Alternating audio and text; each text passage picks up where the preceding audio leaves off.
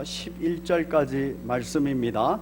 누가복음 5장 1절부터 11절까지 말씀 중에서 5절 말씀만 함께 봉독하겠습니다. 5절 말씀만 봉독합니다. 시작.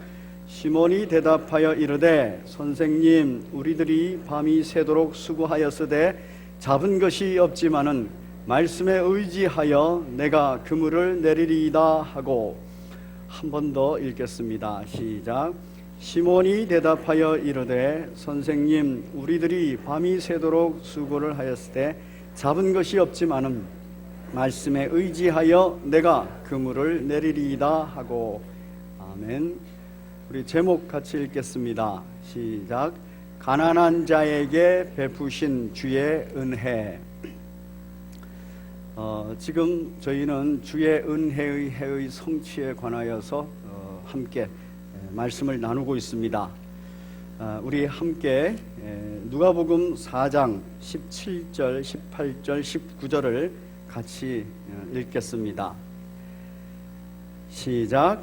선지자 이사야의 글을 드리거늘 책을 펴서 이렇게 기록된 데를 찾으시니 곧 주의 성령이 내게 임하셨으니 이는 가난한 자에게 복음을 전하게 하시려고 내게 기름을 부으시고 나를 보내사 포로된 자에게 자유를, 눈먼 자에게 다시 보게 함을 전파하며 눌린 자를 자유롭게 하고 주의 은혜의 해를 전파하게 하려 하심이라 하였더라. 아멘. 가난한 자에게 복음을 전하게 하시려고 성령의 충만함을 예수님께 기름 붓듯이 부어주셨고, 또 예수님은 그 가난한 자에게 복음을 전파하는 사역을 하셨습니다.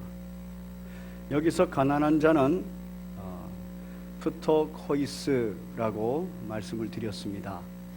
프토코이스는 절대적으로 가난한 사람입니다. 자기 힘으로는 가난에서 벗어날 수 없는 사람입니다. 그래서 외부적인 도움이 있어야만 그 가난에서 벗어날 수 있는 사람입니다. 그래서 구걸을 해야 돼요. 그래서 부탁을 해서 도움을 받아야 됩니다. 도와주실 자, 유일한 도와주실 자가 예수 그리스도십니다. 오늘 가난한 자가 등장을 합니다. 오늘 본문에는 5장 1절부터 11절은 우리 그리스도인들이 굉장히 잘 알고 있는 본문입니다. 베드로를 부르시는 장면이지요. 베드로를 부르시는 장면인데, 베드로가 지금 이 문맥상으로 가난한 자로 소개가 되어 있습니다. 어떤 면에서 가난한 자인지 우리가 본문을 통해서 함께 살펴보겠습니다. 먼저 오늘 본문에 장소적 배경이 있습니다. 지도를 한번 보시면 이게 가나안 땅의 지도입니다. 그 위에 파란 부분이 갈릴리 호수고 밑에 파란 부분이 사해입니다. 그래서 갈릴리 호수는 굉장히 큰 호수예요.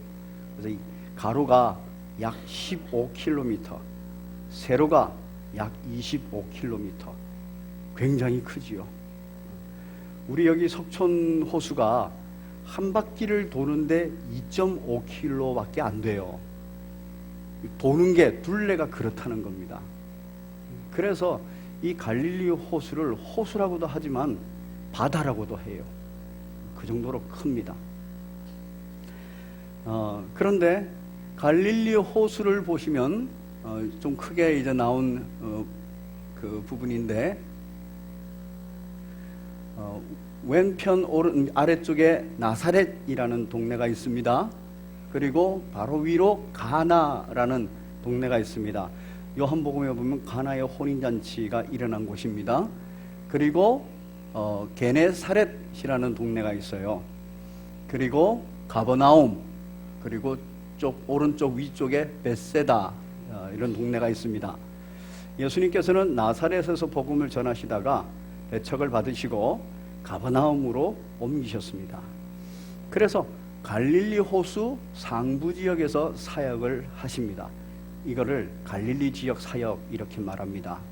그 중에서 오늘은 등장하는 곳이 1절 같이 한번 읽겠습니다. 시작. 무리가 몰려와서 하나님의 말씀을 들을새 예수는 게네사렛 호숫가에 서서, 게네사렛 호숫가 이럽니다. 이거는 갈릴리 호수예요. 그런데 지금 보시면 게네사렛이라는 동네가 있죠. 저 동네가 아마 주변에서는 조금 큰 동네였던 것 같습니다. 그래서 그 앞에 있는 갈릴리, 그 앞쪽에 있는 갈릴리 호수, 그 바다를 바로 게네사렛 호숫가 이렇게 말을 했어요. 그래서 저 지역이구나. 지금 저기에서 지금 베드로를 만나시는 거구나. 이렇게 이해하시면 되겠습니다. 호숫가에 배 두 척이 있다고 합니다. 한 척은 시몬 베드로의 배고 또 한 척은 10절을 보시면 세베대의 아들로서 시몬의 동업자인 야고보와 요한도 놀랐습니다. 야고보와 요한 이 형제입니다. 그런데 이 야고보와 요한의 배인 것 같습니다. 그래서 배 두 척 이렇게 말하고 있습니다. 거기에서 보시니 어부들이 배에서 나와서 그물을 씻는지라. 여기서 말하는 어부들 중에는 이 네 사람이 아마 있었을 것이다. 이렇게 그 많은 그 주석가들이 얘기를 합니다. 시몬 베드로, 그리고 그의 형제 안드레, 그리고 아까 10절에서 봤던 야고보와 요한, 아마 이 네 사람을 포함한 또 다른 어부들이 있는 거죠. 그들이 지금 밤새 고기를 잡고 그리고 그물을 씻고 내일에 고기를 잡는 그걸 준비하고 있습니다. 그때 예수님께서 한 배에 오르셨습니다. 그런데 그 배 두 척 중에서 누구의 배에 올랐냐 하면 시몬 베드로의 배입니다. 거기에서 이제 앉으시고 무리를 가르치셨다. 복음을 전파하셨다라는 거예요. 누구에게 복음을 전파하셨겠습니까? 가난한 자들이에요. 붙어 있습니다. 그들에게 복음을 전하시려고 예수님이 성령의 기름을 받으셨거든요. 그리고 가난한 자들에게 보내줬습니다. 자유를 잃어서 포로된 자, 시력을 잃어서 눈먼 자, 그리고 자유를 잃어서 억눌려 있는 자, 이런 사람들에게 보내줬어요. 지금 예수님께서는 그들에게 가셔서 말씀, 복음을 전하고 있습니다. 4절을 보니까 이렇습니다. 말씀을 다 마치셨어요. 그리고 시몬 베드로에게 말씀하십니다. 깊은 데로 가서 그물을 내려 고기를 잡으라. 베드로의 얘기를 들으면 이렇습니다. 밤새도록 고기를 잡았어요. 밤새도록 수고를 하였습니다. 그런데 잡은 것이 하나도 없어요. 그래서 빈 그물을 지금 씻고 있는 중입니다. 그들은 지금 가난한 상태죠. 왜냐하면 고기를 많이 잡았으면 그들이 벌써 마음부터가 풍요롭고 감사, 기쁨이 막 넘칠 거예요. 그런데 밤새도록 고생했는데 그냥 빈털터리가 됐어요. 그래서 그들은 지금 결핍된 게 많은 거예요. 몸도 피곤하고, 그래서 가난한 자고, 어혈거도 없어서 그래서 가난한 자입니다. 그런데 그들이 지금 하고 있는 행동은 뭐냐 하면은 2절에서 어부들은 배에서 나와서 그물을 씻고 있어요. 왜 그물을 씻고 있습니까? 내일 다시 또 고기 잡으러 나가려고 그물을 씻고 있는 겁니다. 준비하고 있는 거예요. 이 얘기는 지금 밤새도록 수고하여서 애를 썼지만은 빈털터리가 돼서 다시 들어왔는데 또 그러니 하고서 또 나가려는 거예요. 이 얘기는 그냥 일상이다 생각하고 있는 겁니다. 고기 많이 잡힐 때도 있고 고기가 안 잡힐 때도 있고, 수고를 많이 했으나 손해를 볼 때도 있고 또 이익을 얻을 때도 있고, 이런 거지 뭐. 세상살이가 다 그런 거지 뭐. 그렇게 생각하고 지금 빈 배를 가지고 와서도 지금 그물을 싣고 있는 겁니다. 여러분, 우리의 삶이 혹시 이렇지 않습니까? 일주일간 또는 지금까지 정말 애를 써서 밤새도록 고기를 잡아요. 열심히 내 모든 경험과 내 모든 지식과 내 걸로만도 부족하니까 앞선 사람, 잘하는 사람의 경험과 지식을 도움받아서까지도 그 일을 지금까지 해왔어요.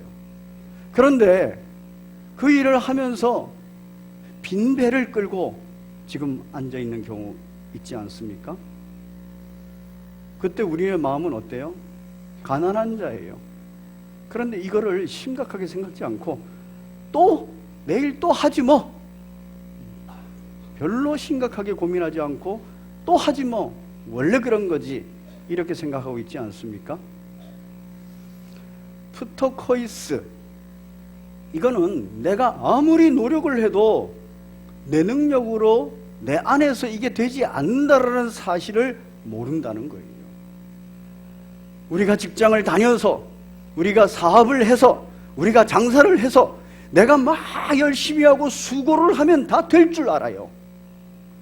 돈을 쫓아가면 돈을 얻을 줄 알고, 명예를 쫓아가면 명예를 얻을 줄 알고, 권력을 쫓아가면 권력을 얻을 줄 알고, 건강을 쫓아가면 건강해질 줄 압니다.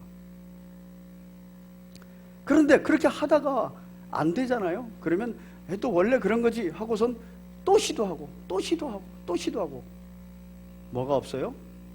왜 해도 안 되는가에 대한 고민이 없는 거예요. 이것에 대해서 심각한 문제의식을 못 갖는 겁니다. 지금 베드로와 함께 동역하고 있는 다른 어부들도 이 고민을 안 하는 거예요. 그냥 이거 일상이지 뭐, 빈배를 가져올 수도 있고 많이 만선을 할 수도 있고, 그러니까 그냥 일상으로 가는 거예요. 그런데 예수님은 지금 그렇게 생각지 않습니다. 베드로에게 오셔서 너 왜 어젯밤에 수고를 그렇게 하고 밤새도록 했는데 왜 하나도 못 가져왔는지 아느냐? 하나도 고기를 못 잡았는지 아느냐? 그 고민해봐라는 거예요. 그거 너 힘으로 안 되는 거라는 걸 알아야 된다는 거예요. 베드로가 그러하고 우리들도 고민해봐야 돼요. 왜 내 뜻대로 안 될까? 왜 경험대로, 내가 가지고 있는 지식대로, 내가 지금 남으로부터 배운 대로 이거 하는데 왜 안 될까? 조금 되는 것을 가지고 야 맞아 이렇게 하니까 돼 이러고서 자기 인생에 답을 가지고 있는 사람들이 있어요. 자수성가한 사람들은 그런 답을 가지고 있습니다. 어리석은 거예요. 그 답을 딴 사람한테도 전해주고 그러면서 강요합니다. 그 어리석은 거예요. 자기 힘으로 한 게 아닌데, 주변하고 잘 관계가 돼서 연결돼서 된 건데, 하나님께서 섭리해 주셔서 된 건데, 그거를 자기 힘으로 한 줄 알아요. 자수성가라고 그래요. 돈을 얻는 사람도, 명예를 얻는 사람도, 권력을 얻는 사람도 모두가 다 내가 노력해서 내가 잘해서 그런 줄 알아요. 그러나 그렇게 생각하는 사람의 결론은 그거는 불행입니다. 그래서 돈을 많이 얻고도 자살하고, 그리고 명예를 얻고도 수치를 당하고, 권력을 얻고도 나중에 권력을 다 잃어버리고 비참하게 감옥 신세를 지는 겁니다. 그거 다 자기 능력으로 되는 게 아니에요. 지금 베드로는 이 부분을 심각하게 생각해야 되는데 그렇게 생각지 않고 그냥 일상으로 생각하고 있는 거예요. 그래서 예수님께서 오셔서 전혀 상식에 맞지 않는, 전혀 지식에 맞지 않는 얘기를 하시는 겁니다. 그 아침이면은 깊은 곳에, 갈릴리 바다의 깊은 곳에 고기가 없어요. 낮은 곳에 고기들이 이제 몰려 있는 겁니다. 그런데 예수님께서 말씀하시기를 너 상식, 너 지식 그거 다 내려놔라. 그리고 깊은 데로 가서 그물을 내려라. 그러면 고기를 잡게 될 거야. 그렇게 말하는 거예요. 이 얘기를 듣는 거 쉽지 않습니다. 왜냐하면 예수님은 어부가 아닙니다. 예수님은 목수예요. 목수로 30년 세월을 산 사람입니다. 그런데 지금 어부들이, 이 전문가들이 밤새도록 하고 와서도 안 된 얘기를 지금 그들이 가지고 있는 지식을 다, 상식을 다 버리고 그냥 깊은 데로 가서 그물을 내려서 고기 잡으라는 거예요. 5절을 보면 이제 베드로의 성품이 나옵니다. 여러분, 우리 5절을 같이 한번 읽어보겠습니다. 한 번 더 시작. 시몬이 대답하여 이르되 선생님, 우리들이 밤이 새도록 수고하였으되 잡은 것이 없지만은 말씀에 의지하여 내가 그물을 내리리이다 하고, 우리는 이 본문을 잘못 이해를 합니다. 왜냐하면 번역이 지금 너무 좀 오바되어 있기 때문에 그래요. 오늘 본문의 핵심의 해석 부분은 말씀에 의지하여라는 해석 부분입니다. 이 본문에서 말씀에 의지하여라는 헬라어 원문의 의미는 이런 겁니다. 에피테토 레마티수, 이래서 그러나 할 때 그러나 당신이 말씀하시니까, 에피톨레마티수예요. 당신이 말씀하시니까 해보긴 해보겠습니다예요. 말씀에 의지해서, 당신 말씀이 전적으로 오를 거니까 의지해서라는 말이 아닙니다. 베드로의 대단한 믿음의 고백이 아닙니다. 이거는 그냥 당신이 말씀하시니까 내가 해보겠습니다. 이 베드로의 성품이 나타나는 겁니다. 여러분, 오늘 본문에서 예수님과 베드로의 첫 만남이라고 생각하십니까? 그렇지 않습니다. 오늘 본문은 예수님과 베드로가 여러 번 만난 후에 오늘 만나는 것이라는 것을 우리는 성경을 통해서 알 수 있습니다. 우리 요한복음 1장 같이 한번 볼까요? 요한복음 1장을 보시면 베드로의 형제 안드레가 세례 요한, 광야에서 세례를 주는 회개의 천국 복음을 전하는 세례 요한을 쫓아다녔어요. 그 세례 요한의 제자였습니다. 예수님께서 세례 요한에게 세례를 받으시고 이제 그 앞을 이렇게 거닐고 다니셨습니다. 그때 세례 요한이 저분이 세상 짐을 지고 갈 어린 양이다, 메시아다, 이렇게 제자들에게 소개해 줬어요. 그 얘기를 안드레와 또 한 요한의 제자가 들었어요. 그리고선 안드레와 또 한 요한의 제자가 요한의 말을 듣고 예수님을 따르기 시작했습니다. 그러면서 예수님을 따르던 안드레가 자기 형제 베드로에게 찾아갑니다. 그리고 베드로한테 기쁜 소식을 전해요. 내가 메시아를 만났다. 우리 함께 가자. 이렇게 말합니다. 여러분, 안드레가 왜 세례 요한을 쫓아다녔겠습니까? 안드레는 그 마음속 깊은 곳에서부터 메시아 대망 사상이 있는 사람이에요. 그 당시의 삶이, 가난한 삶이, 로마 치하에 있는 이 삶이 메시아가 꼭 오셔야만 해결이 될 수 있다고 알고 있어요. 그래서 그는 생업을 내려두고 세례 요한을 쫓아다닌 겁니다. 세례 요한으로부터 메시아 되신 예수님의 소식을 딱 들으니까 그렇다 그러고서 예수님을 이제 쫓아다니는 거예요. 그런데 안드레가 그러할 때에는 누구도 그런 의식이 있겠습니까? 그의 형제 베드로도 그 의식이 있는 겁니다. 기다리고 있는 거예요. 그래서 베드로에게 기쁜 소식을 전해준 겁니다. 우리 40절, 요한복음 1장 40절 같이 읽겠습니다. 시작. 요한의 말을 듣고 예수를 따르는 두 사람 중 하나는 시몬 베드로의 형제더라. 그가 먼저, 계속 읽습니다. 시작. 그가 먼저 자기의 형제 시몬을 찾아 말하되 우리가 메시아를 만났다 하고 데리고 예수께로 오니 예수께서 보시고 이르시되 내가 요한의 아들 시몬이니 장차 게바라 하리라 하시니, 게바는 번역하면 베드로라, 반석이라, 이런 뜻입니다. 예수님과 베드로의 첫 만남이에요. 그런데 이 첫 만남에서 예수님은 베드로를 특별히 부르신 거예요. 내가 너를 게바라 하겠다, 베드로라 하겠다, 반석이라 하겠다, 반석이 될 것이다. 여러분, 반석은 아주 단단한 겁니다. 요동하지 않는 겁니다. 예수님께서 특별히 베드로에게 왜 그 얘기를 하셨을까요? 베드로를 보고 아신 거예요. 베드로는 요동이 심한 자라는 걸 아는 겁니다. 베드로는 어떤 성품이냐 하면은 이 현실적 감각이 좋은 사람이에요. 그래서 안드레는 세례 요한을 막 쫓아다니지만 베드로는 생업을 중요시 여기고 있었던 겁니다. 그 현실의 감각을 잘 느끼는 사람입니다. 그리고 이 현실의 감각을 느낀 것만큼 마음도 그 현실에 맞게끔 쉽게 그렇게 바뀌는 사람이에요. 우리들의 모습은 어떻습니까?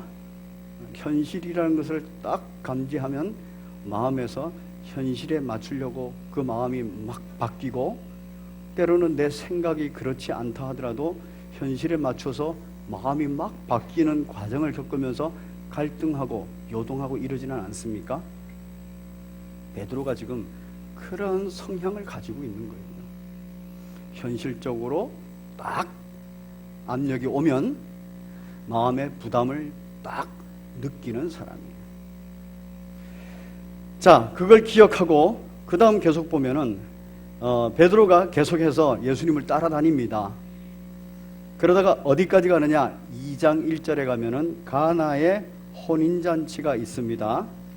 거기에 2절을 보시면 예수와 그 제자들도 혼례의 청함을 받았더니 할 때, 거기에 말하는 그 제자들도 이럴 때 많은 주석가들이 5 제자라 이렇게 말합니다. 그래서 여기에 베드로도 함께 있었다는 거예요. 베드로가 지금 예수님과 함께 있으면서 예수님의 그 콜링을 딱 듣고, 아, 내가 반석될 자구나 알고 지금 쫓아다니는 거예요. 그런데 오늘 본문은 어떻습니까? 오늘 본문은 지금 갈릴리 호수에서 고기를 잡고 있는 중입니다. 무슨 이유였을까요? 많은 주석가들이 이렇게 해석합니다. 베드로는 특별히 성경에서 가정이 등장하는 12제자 중에 유일한 사람입니다. 그래서 베드로는 가정에 대한 현실적인 부담을 많이 가지고 있는 사람이었을 것이다, 이렇게 말합니다. 근데 그 가정에는 자기 아내도 있고 자식도 있고, 그리고 누구도 있어요? 장모님도 있어요.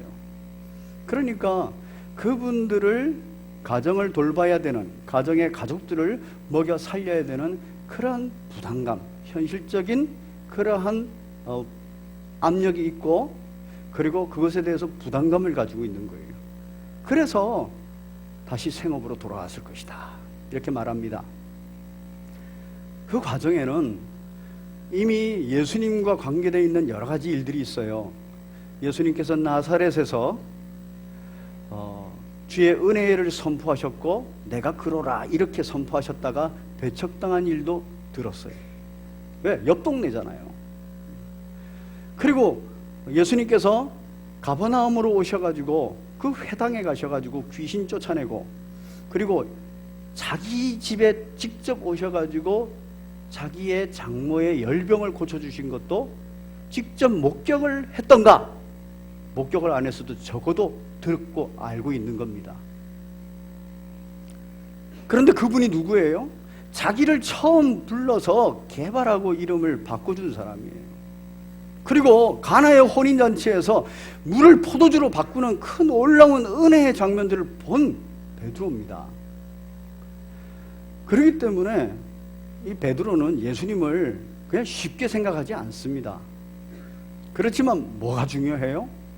현실이 중요해요. 먹고 사는 게 중요해요.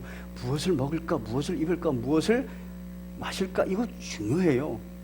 그래서 예수님을 따라다니는 것을 포기하고 지금 갈릴리에 와서 다시 어부 노릇을 하고 있는 겁니다. 예수님께서 지금 두 번째 부르러 오신 거예요. 두 번째 부르러 오셔가지고 시몬 베드로에게 말하는 겁니다. 너가 상식대로 살고 있지, 너가 경험대로 지식대로 살고 있지, 그러지 마라. 내가 시키는 대로 해. 하고선 지금 굉장히 부담스러운 얘기를 하는 겁니다. 누가? 예수님이. 그런데 이 베드로가 예수님을 뭐라고 부릅니까? 선생님 이렇게 불러요. 지금 이 선생님 하는 이 말은 8절에 나오는 주여 나를 떠나소서 하고 아주 다른 단어입니다.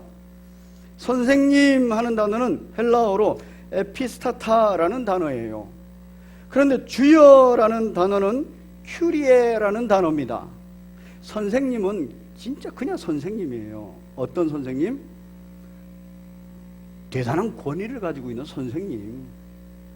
그런데 누구는 아니에요? 큐리에는 아니에요. 그리스도는 아니에요. 하나님의 아들은 아니에요. 그렇게 인식하고 있는 겁니다. 선생님, 그 권위 있는 선생님이 말씀도 전하셨고 그 말씀도 옆에서 들었어요. 그리고 참 대단하신 분이다. 그리고 이미 이전에도 많은 놀라운 일도 봤고 소문도 들었어요. 참 대단한 분이야. 그런데 그분이 뭐라 그래요? 자기 상식에, 자기 지식에, 자기 경험에 안 맞는 얘기를 하는 거예요. 명령을 하는 거예요. 이건 명령법입니다. 명령을 딱 하는데 뭐가 와요? 현실적인 감각에서 딱 부담이 오는 거예요. 그런데 내 마음은 그거 아닌데 라는 생각이 드는 거예요. 지금 상황이 그런 상황입니다. 베드로의 성품은 지금 권위 있는 그분이 말씀을 하는데, 선생님이 말씀하는데 내가 이걸 대놓고 거절하기에는 좀 부담이 되고, 그런데 말을 듣자니 어때요? 밤새도록 내가 수고하고 밤새도록 해서 지금 너무 피곤한데 빨리 이 그물을 싣고 들어가서 쉬어야 되는데 이걸 또 하자 그러니 힘든 거예요. 그럴 때 있지 않습니까? 우리가 신앙생활 하면서도 그런 부분이 있습니다. 연말이 되고 또 연초가 되면은 우리 성도들에게 사역이 또 분배가 되고 맡겨집니다. 그때 사역을 담당하는 장로님들이 집사님들께 사역을 부탁해요. 그러면 내 마음에, 내 지식에, 내 경험에 내가 하는 것보다 저 사람이 하는 게 나아, 이렇게 생각할 때가 있어요. 그리고 나는 지금 도무지 너무 바쁘고 피곤하고 힘들어서 그거 못하겠어, 이런 생각이 들어요. 그때 여러분들은 어떻게 반응하십니까? 사역 담당하는 장로님이 하거나 또는 교역자가 하거나 또는 담임 목사가 하거나 그럴 때 있어요. 그때 부담은 오지요, 그렇죠? 그런데 그때 어떻게 반응합니까? 많은 분들이 거절해버립니다. 내 입장 그거 아닙니다 하고 거절해버려요. 그런데 베드로의 성품은 그런 성품은 아니에요. 그럼에도 불구하고 내가 동의 안 되니까, 그렇지만 말씀하시니까, 장로님이 말씀하시니까, 목사님이 말씀하시니까, 특별히 담임 목사님이 말씀하시니까 내가 해보긴 해보겠습니다. 그런데 결과는 어떨지 나도 보장 못합니다. 내 경험으로서는 그거 목사님 틀린 거예요. 그거 그래가지고 안 됩니다. 장로님 그거 틀린 거예요. 그래가지고 안 됩니다. 내가 해보기는 해보겠는데 안 될 거예요. 결과가, 열매가 좋지 않을 거예요. 그런데 어떻게 해요? 해보는 거예요. 지금 여기에서 말씀에 의지하여는 그겁니다. 의지하여라는 단어가 없어요. 그냥 말씀하시니까 내가 부담이 돼서 해보겠습니다. 그런데 예상되기는 아닙니다. 그거 지금까지 내 상식에, 내 경험에, 내 지식에 아닙니다. 이제 고기 잡아보고 돌아오면 빈 그물로 오면 이제 다시는 저희한테 그런 비상식적인 얘기 하지 마십시오. 아마 그걸 증명하고자 하는지도 몰라요. 때로는 믿져야 본전이니까 좀 피곤해도 가보자. 때로는 아이고 이렇게 마음이 부담이 되는데 그냥 갔다 와버리면은 이 부담이 없어지지 않겠느냐, 이러고서는 하는 경우도 있다는 거예요. 어찌됐든 간에 지금 가는 거예요. 이건 베드로의 위대한 고백이 아니라 밀려서 억지로 가는 거예요. 이게 베드로의 성품입니다. 베드로는 외부적인 요청이 딱 있으면은 부담을 느껴요. 그걸 빨리 감지합니다. 그리고 자기 마음에 부담을 딱 느낍니다. 그럼 부담을 딱 느끼면은 이 부담을 못 견디는 거예요. 그래서 오케이, 예스 하고 가는 겁니다. 그래서 개발하고 처음 부를 때도 부담을 느끼고 따라다녀 봤어요. 그런데 따라다니다 보니까 무슨 부담이 또 왔습니까? 먹고 사는 문제에 부담이 딱 온 거예요. 그러니까 조금 보류하고 갈릴리 호수로 와서 고기 잡고 있는 겁니다. 베드로의 이런 성품은 그 이후 예수님과 함께 있으면서도 동일하게 나타나죠. 예수님께서 베드로의 위대한 고백을 듣습니다. 주는 그리스도시요 살아계신 하나님의 아들이니이다. 이 고백을 듣는데 베드로가 예수님께서 하시는 말씀을 듣고 나서 확 뒤집힙니다. 뭐냐면 내가 이제 고난을 당하고 내가 죽을 것이다. 그리고 사흘 만에 부활할 거다. 이러니까 베드로가 주님, 절대 그런 일이 일어나지 않을 것입니다. 그랬어요. 그러니까 예수님께서 사단아 내 뒤로 물러가라 이래버렸어요. 지금 베드로는 그렇게 외부적인 것에 대해서 지금 내면의 부담에 확 마음이 막 바뀌는 거예요. 예수님께서 체포될 때입니다. 자기가 체포될 것 같은 위기를 확 느꼈어요. 그러니까 마음속에서 부담이 딱 되면서 도망가 버렸습니다. 그런데 도망가다 보니까 또 뭐가 부담이 돼요? 예수님을 배반하고 갔다는 게 이게 부담이 되는 거예요. 그래서 예수님 뒤를 졸졸 쫓아갑니다. 그런데 갑자기 또 뭐가 부담이 돼요? 그 여종이 저 사람도 예수와 함께 다니던 자다 이렇게 말을 했어요. 그러니까 그것이 또 외부적으로 확 부담이 온 거예요. 마음속에 부담이 오니까 도망가 버렸어요. 도망만 갔으면 되는데 예수님을 3번이나 부인해 버렸습니다. 통곡을 했지요. 지금 베드로는 외부적인 어떤 요청에 대해서 마음의 부담을 많이 느끼고 그 부담을 느낀 대로 행동하는 사람이에요. 여러분, 베드로가 어느 정도냐 하면은요, 베드로는 예수님 십자가에 달려 죽으시고 부활하신 것을 목격한 사람이에요. 부활하신 무덤에 뛰어들어가서 봤단 말이에요. 그리고 마가의 다락방에 예수님이 나타난 것도 봤어요. 그런데 요한복음 21장에 보면 베드로가 어디에 있습니까? 디베라 바다, 갈릴리 바다예요. 거기 가서 또 고기 잡고 있는 거예요. 뭐 때문에 그래요? 먹고 사는 것이 중요하니까. 중요하죠. 먹고 사는 것이 중요하니까. 무엇을 먹을까, 무엇을 마실까, 무엇을 입을까 중요하니까. 중요합니다. 그런데 자기 힘으로 그걸 하려고 뛰어들어가는 겁니다. 그렇게 외부적인 요청이 있으니까 바로 마음이 바뀌어서 그냥 가버리는 거예요. 그래서 예수님께서 안타까워가지고 또 쫓아가지 않습니까? 성경에서 예수님이 베드로를 공식적으로 부른 것만 해도 3번입니다. 요한복음 1장에서 부르시고, 오늘 이 누가복음 5장에서 부르시고, 그리고 요한복음 21장에서 또 불러요. 참 이런 제자는 참 제자로 세우기가 어렵지요. 마음고생 많이 합니다. 왜냐하면 배반감을 자꾸 당하거든요. 배신감을 자꾸 느껴야 돼요. 그런데 예수님은 또 찾아가고 또 찾아가고 또 찾아갑니다. 참 주의 은혜가 이게 보통이 아닙니다. 말씀에 의지해서 이제 자기 성품대로 그냥 했어요. 그러고 나니까 만선을 했다 이럽니다. 그렇게 만선한 걸 눈으로 보고선 외부적으로 딱 느끼니까 마음이 어때요? 이 선생님이었다가 갑자기 그리스도 주여로 바뀌어버립니다. 그 마음에 그래서 8절 같이 읽겠습니다. 시작. 시몬 베드로가 이를 보고 예수의 무릎 앞에 아래 엎드려 이르되 주여 나를 떠나소서 나는 죄인이로소이다 하니, 이게 이제 그리스도라고 느낀 거예요. 그렇게 느끼고 또 이 고백을 했습니다.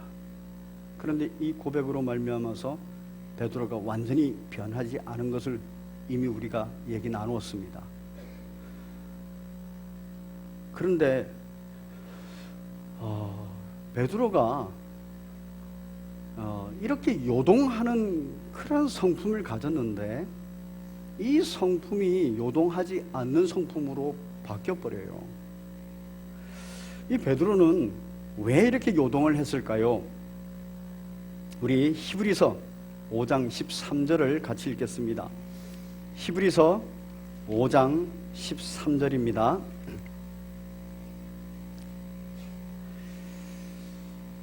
같이 읽습니다. 시작. 이는 젖을 먹는 자마다 어린 아이니 의의 말씀을 경험하지 못한 자요. 지금 의의 말씀을 경험하지 못해서 그렇습니다.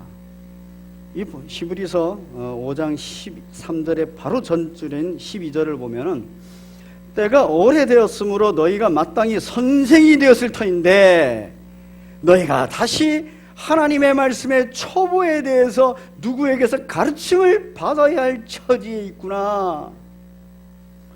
선생이 되어야 될 터인데 이제 또 초보에 이르러서, 이 얘기는 뭐예요? 가난한 자가 되어버렸다는 거예요. 그 기간상으로 그 진행연구소로 봐서는 부유한 자가 되어서 가르칠 자인데 이 가난한 자가 또 되어버렸다는 거예요. 왜 그러냐? 젖 먹는 자마다 어린아이니 의의 말씀을 경험하지 못해서 그렇다는 겁니다. 의의 말씀을 왜 경험하지 못할까요? 말씀에 의지하여서 순종하지 못하기 때문에 그래요. 그래서 의의 말씀을 경험하지 못하는 겁니다. 베드로는 어찌됐든 간에 지금 말씀대로 순종하는 거예요. 얼마나 귀합니까? 부족하고 연약하지만 그래도 그 성품이 부담이 돼서 그냥 순종하고 가는 거예요. 그러니까 만선을 경험한 겁니다. 그래서 이후로는 예수님을 떠나지는 않아요. 같이 따라다닙니다. 의의 말씀을 경험하시는 2020년도 복된 여러분들의 삶이 되시기를 바랍니다. 동의가 되고 긍정이 돼서 순종하는 것도 있고요. 어떤 때는 그냥 부담감으로 해보지요 뭐 이러고선 하는 것도 중요하다는 거예요. 예수님께서 이렇게 말합니다. 5장 10절에서 세베대의 아들로서 시몬의 동업자인 야고보와 요한도 놀랐음이라. 예수께서 시몬에게 이르시되, 같이 읽습니다. 시작. 무서워하지 말라. 이제 후로는 내가 사람을 취하리라. 여기서 사람을 취하리라 이러는데 그 각주를 한번 밑에 보이겠습니다. 뭐라고 되어 있습니까? 헬라어로 사로잡으리라. 이 조크론이라는 단어를 써요. 이 단어가 신약에서 두 군데 쓰입니다. 여기에 쓰이고 또 한 군데는 우리 같이 봅니다. 디모데후서 2장 26절. 디모데후서 2장 26절. 시작. 그들로, 디모데후서 2장 26절 시작. 그들로 깨어 마귀의 올무에서 벗어나 하나님께 사로잡힌 바 되어 그 뜻을 따르게 하실까 함이라. 여기서 사로잡힌 바 되어가 조크론입니다. 마귀의 올무에서 벗어나서 그 꾀임의 그 유혹에서 벗어나서 하나님의 뜻을 따르게 하시려고 사로잡았다는 거예요. 예수님께서 베드로를 사로잡았어요. 그리고 베드로가 앞으로 할 일은 잃어버린 하나님의 백성의 그 삶을 사로잡는 겁니다. 산채로 생포하는 겁니다. 그 사명을 받았어요. 그 사명을 받은 자로서 예수님과 함께 동행하면서 그걸 제대로 감당을 잘 못합니다. 그런데 언제부터 이걸 확실히 감당합니까? 베드로가 이렇게 그 감정상 현실적인 문제 때문에 업다운 되든 그러한 것이 언제부터는 업다운 안 되고 쭉 갑니까? 오순절 성령 강림 이후에요. 오순절날 성령께서 강림하셔서 충만히 베드로에게 임했습니다. 벌떡 일어나가지고 설교합니다. 3,000명이 구원을 받습니다. 그때는 좋으니까 기분 좋다고 쳐도 그 다음에는 베드로가 감옥에 갇히는 일이 벌어져요. 사내들인 공회 회원들한테 협박을 받습니다. 그때 외부적으로 감각이 딱 왔잖아요. 협박을 받고 감옥에 갇히고 죽음을 당할 지경에 갔어요. 다른 때 같으면 마음이 요동했지요. 예, 이제 예수님 안전하겠습니다. 이러고서 나와야 돼요. 그런데 사도행전에서는 그렇게 안 합니다. 너희 말을 듣는 게 옳겠느냐? 하나님의 말을 듣는 게 옳겠느냐? 우리는 예수님을 그리스도라 전하지 않을 수 없다. 그러고서 나와요. 수많은 죽음의 위기를 당합니다. 그때도 요동하지 않아요. 왜 그렇습니까? 성령 충만함입니다. 기질적으로 나쁜 성품은 아니에요. 그러나 현실 속에서 그 감각에서 마음이 요동하는 스타일입니다. 그런데 그 기질을 성령 충만하니까 하나님께서는 굉장히 용기 있고 담대한 그러한 모습으로 바꿔주시는 거예요. 그 기질을 사용하시는 거죠. 그래서 베드로가 귀한 영혼을 취하는 사역을 감당한 겁니다. 어디까지 감당합니까? 순교의 자리까지 가면서 감당합니다. 여러분, 이게 능력입니다. 우리의 2020년도 어떤 외부적인 도전이 올지 몰라요. 무엇을 먹을까, 무엇을 마실까, 무엇을 입을까에 대한 도전들입니다.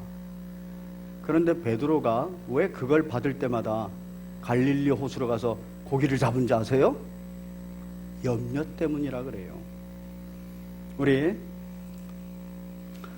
마태복음 6장 33절 읽고 마치겠습니다. 마태복음 6장 33절 같이 읽겠습니다. 시작. 그런즉 너희는 먼저 그의 나라와 그의 의를 구하라. 그리하면 이 모든 것을 너희에게 더하시리라. 그런데 그 다음에 뭐라 그럽니까? 그러므로 내일 일을 위하여 염려하지 말아라. 염려하지 말아라는 거예요. 이 문맥이 뭡니까? 무엇을 먹을까, 무엇을 마실까, 무엇을 입을까, 그 염려하지 말라는 거예요. 요 염려는 이방인들이 다 염려해서 구하는 것이라. 그런데 하나님께서는 그런 거 내가 알아서 챙겨줄 테니까 먼저 그의 나라, 그의 의를 구해라. 그런데 베드로는 현실 감각이 뛰어나니까 이 현실적으로 유혹하고 현실적으로 도전하고 공격해 들어오는 게 뭡니까? 딱 감각적으로 들어와서 염려하게 만드는 거예요. 근심하게 만드는 거예요. 두려워하게 만드는 거예요. 그래서 마음이 요동을 하고 바뀌는 겁니다. 이거 어떻게 고쳐진다고요? 성령 충만을 해야 고쳐져요. 그래서 우리는 기도해야 돼요. 우리 예수님께서 우리의 이런 기질을 알고 성품을 알기 때문에 보혜사 성령님을 보내주신 겁니다. 그 보혜사 성령님이 우리와 함께 하실 뿐만 아니라 우리 안에 내주하시면서 우리의 그 요동하는 마음, 염려, 근심, 걱정, 두려워하는 마음을 평강 중에 참 안식으로 주의 은혜를 베풀어 주시는 거예요. 그래서 우리는 구하고 찾고 문을 두드려야 됩니다. 그래서 누가복음 13장에서 구하고 찾고 문을 두드리라, 성령을 주실 것이다, 그렇게 말하고 있는 것입니다. 사랑하는 우리 성도 여러분, 2020년도 우리의 주변의 상황과 환경, 이 세상 속에 살아갈 때는 염려, 근심, 걱정거리 많습니다. 뭘 먹고 살아야 되나, 뭘 입고 살아야 되나, 뭘 마시고 살아야 되나, 건강은 어떨까, 이런 염려, 근심, 걱정 많아요. 그런데 그거에 요동해서 거기를 쫓아가 버리면 미련한 자가 되는 거죠. 성경은 아주 정확하게 먼저 그의 나라와 그의 의를 구해라 이래요. 2020년도에 결단하십시오. 어떤 상황, 어떤 환경, 어떤 염려거리가 나를 도전하고 유혹해도 내가 공예배 반드시 드리겠다. 주일 성수 온전히 하겠다. 내가 기도의 자리 놓치지 않겠다. 내가 주님 앞에 예물 드리는 거 그거 도둑질하지 않겠다.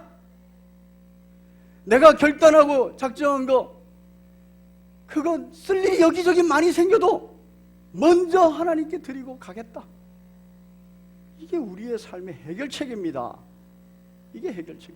그런데 이거 내 의지대로 하려고 그러면 너무 힘들어요. 성령 충만을 구하셔야 돼요. 성령 충만을 구하면 아주 자연스럽게 그 길을 갑니다. 여러분, 오순절 성령 강림하시기 전 예수님과 함께 했던 베드로가 마음이 평안하고 행복했을까요? 아니면 오순절 성령 강림 후 성령 충만한 베드로가 마음이 평안하고 행복했을까요? 예, 저도 그렇습니다. 저도 그렇게 생각합니다. 예수님과 함께 할 때도 항상 마음속에 근심이 있어요. 염려가 있어요. 내 아내는 잘 먹고 사는가? 내 자식들은 잘 크는가? 우리 장모님은 온전히 잘 먹고 잘 사시는가? 건강하게. 내가 거기 가서 지금 고기를 잡아서 봉양을 해야 되는 거 아닌가? 염려거리가 있는 거예요.